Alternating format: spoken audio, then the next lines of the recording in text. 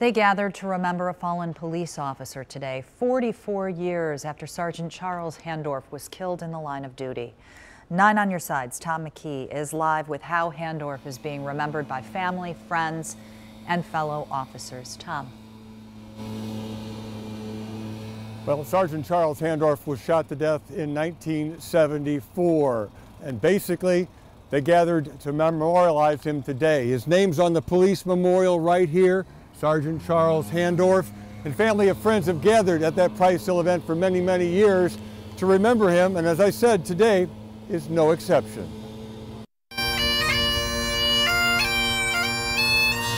Bagpipes played as a wreath was laid Friday in memory of Cincinnati Police Sergeant Charles Handorf. His image was placed on a monument at the base of the flagpole there after his death in 1974.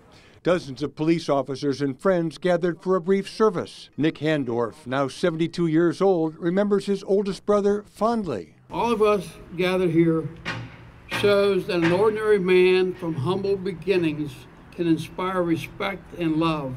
He showed me how to be strong as well as compassionate. And even as I watched him, it did not sink in until I grew older. Sergeant Handorf was shot to death outside this Sailor Park home by Herbert Mers. Mers had barricaded himself inside the house and opened fire as negotiations began. I covered that story and interviewed an eyewitness to what happened. I heard a few shots outside, and I no more got home from work. Well, I was home about 15, 20 minutes. And I told my wife, I said, we better call the police.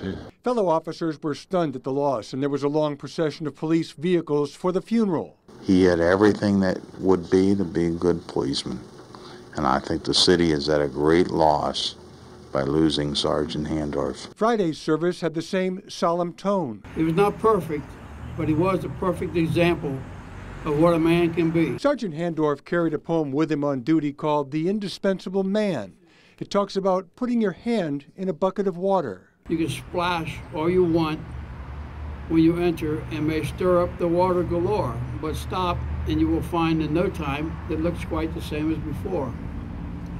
The moral of this quaint example is do just the best you can. Be proud of yourself, but remember, there's no indispensable man. Now, the sad irony of that night, of course, is that Sergeant Handorf was getting ready to wrap up work for the day. He was doing some paperwork when that call came in, and of course, he responded. Tom McKee, out on your side, live in the West End.